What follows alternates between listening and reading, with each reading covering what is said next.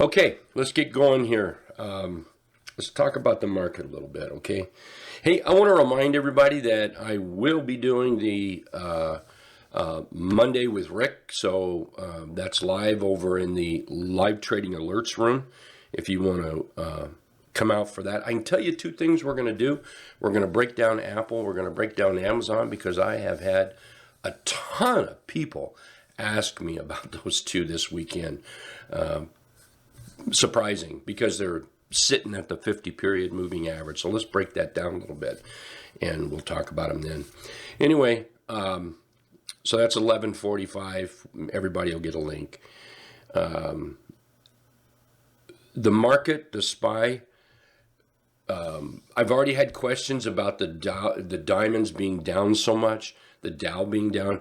You know, I really wouldn't worry about that. Honestly, that's down because of Boeing, okay? You can't have airplane parts fall off an airplane and somebody not get blamed. We're a blaming world. It's the way it is. So you've got to blame somebody, so they're going to blame Boeing. So Boeing takes a nosedive, and that's going to pull the diamonds down a little bit, or the Dow down. So I'm not too worried about that overall. As far as the SPY goes, we are under the T-line. Trend indicator is red, so that gives us that super caution. Very, very, be very, very cautious about this as far as picking longs or short. As I said last week, I do not feel that we are in any super bear move here. I do not. I still think we're overall a bullish market. However, a bullish market doesn't mean run out and buy everything, okay?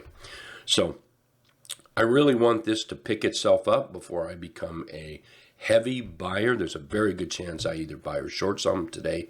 I didn't do anything last week, just didn't feel well. But I do want to see some movement to the upside to be a buyer. We'll keep an eye on this for being short. We'll look at the 60-minute. And a three bar chart, we'll look at that to kind of help us out whether we want to try something long or try something short. Watch your app. I'll make sure I send it out there. Let's take a look at, before I forget, let's run down here to T2123. And if you look at it here on the 60-minute, we are leaning to the bearish side. All right, we're leaning to the bearish side. 15-minute, let it pop up where it wants. I wouldn't get too excited about it. Let's see how it acts. Right now, we are leaning to that bearish side if you want to just stare at it and you like the 15-minute. But the 60-minute, that's the one I'm going to watch to pop back up to be bullish, or is it just going to trickle to the downside and show more bearishness in there? And if it does, we'll lean toward more bearish charts than bullish charts. If we take a look at the transports, they are also under the T-line. This is to me, this is important stuff. You know, where is the bigger dog trending is what I want to look. Because there's always going to be little dogs moving someplace, bark, bark, bark, bark, bark, bark, bark. Little puppies running out there, a bullish move here or a bearish move here, things like that. But I want to see what the overall picture is going to do. I want to see what the monster is leaning toward. Because at the end, everything's going to lean toward the monster. Is the monster going to be bullish or is the monster going to be bearish? And what I mean by the monster is the overall market. And right now, the transports, that's not bullish at all.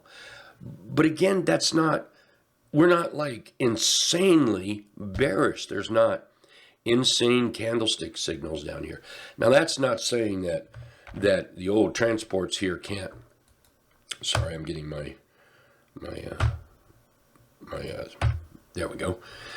That's not saying that we can't just bebop around and trickle until we get down there to the 50 period moving average. That is very, very possible.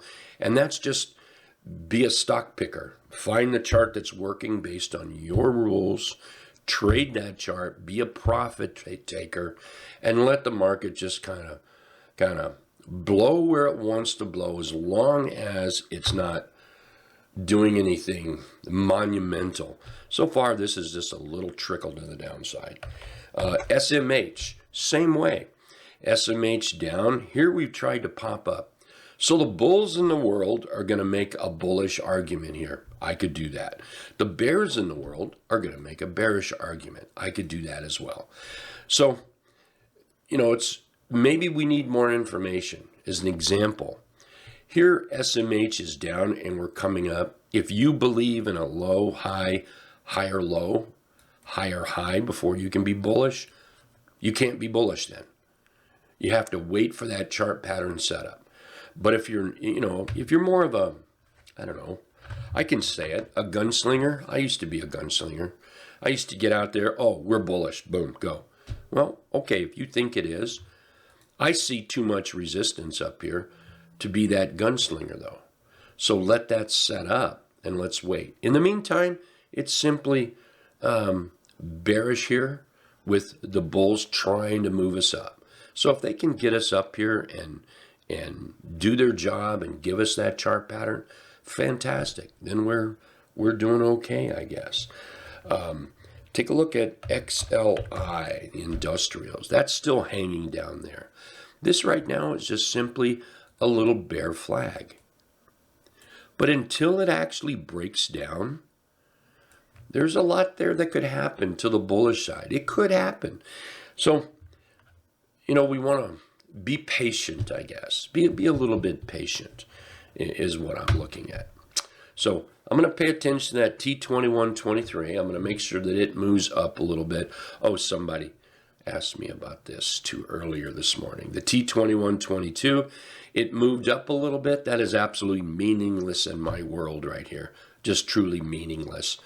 And are we going to come down here into that oversold area? We might. I don't know. If price action moves lower, then yes is going to follow price. Everything, by the way, follows price or volume. Price and volume in that order rules the roost. And all indicators out there will follow that. So if price falls more, yeah, we're going to fall more. If price rises, yep, that's going to rise more. It's that simple. So there. All right, I've got some charts over here I'm going to look at. Let me do this real quick. Some are going to be long, some are going to be short, and some I'm going to skip right over when I'm look at them. I didn't get a chance to filter this list this morning too much, so I'm going to kind of filter it right now. Some of these we talked about last week. Example is Piton. I think Piton is bullish. I think Piton just might have a future. However, I don't think Piton is actually buyable right through here. I would be a little patient on Piton, but I definitely want it on my watch list. What I'm looking for Piton, because I've missed all this, then I'm going to wait for it to set up again. But what we wanted to do is prove that it can hold in here. And now we've got this recent high, the 200 period moving average. So when we think about it, we don't have to rush in if we wait for this to set up again. And now let's just draw, I'm going to use this top up here. If we were to use that as a target area, that's 37% away, just slightly above the 200 period moving average here. So we have plenty time, plenty room to plan and trade the way successful traders trade. So let's keep an eye on this one here. NVIDIA. I'm watching NVIDIA for a breakout. So this is the kind of chart here that could swing the market bullish. If we get charts like NVIDIA popping up and breaking out and start flapping their wings and looking a little higher, well, that could push this market. This could be one of those stocks that helps to push the market a little bit higher. So I'm watching NVIDIA here. Take a look at the weekly chart. They just don't get any more bullish than this right here. That's a beautiful bullish chart. Just up. Look at that great consolidation. That's an ascending triangle that we've got in here. I'm just waiting for that breakout. And the reason I'm waiting for it, so we can prove, or the chart can prove to me, that it's got the juice to break out of that top and hold. In which case, if it does, I think there's plenty room to move up there. So I'm going to wait for that setup. And the way it's setting up, well, it's looking pretty good for now. Let's see, mRNA. Let's skip that one. I really wanted a short in here. Let's Boeing. Somebody has already asked me about shorting Boeing today. You know, let Boeing kind of stretch its wings here. Let's see what happens. You know, it looks like it's going to open up, and watch the trend indicator here. I think actually it probably has a date with the 50-period moving average, just simply because of the bad news. And the bad news, you know, hasn't had time to filter through everything. So more than likely, it does have a date with a 50-period moving average. Maybe a little bit lower. We'll take this high, take down there at that low, and you can see we're right at the 50% retracement area now. So below the 50, we could see that 200. There was another short that I wanted to look at. I just remembered, I think. CCJ. CCJ is starting to move down. If this can go down through today's low and hold that dot turn red, that might point me in a little bit of a short trade, just coming down to the 50-period moving average or even close to it for something short in there. Let's see. Amazon. Whoops. You know, hold on here. I just realized I was on the daily. There we go. There we are. Blue ice failure. Sorry about that. We've got a blue ice failure here setting up on that CCJ. So anything down there below that 50 is what I'm going to look at. Thought I was losing my mind there, but just losing my chart is what I was doing. So CCJ right now is set up short as long as it stays below the 50-period moving average. Amazon. Amazon's sitting on the 50.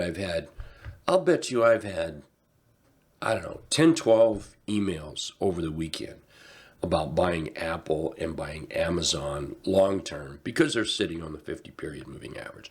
Now, we're going to talk more about those today at 11:45 Eastern.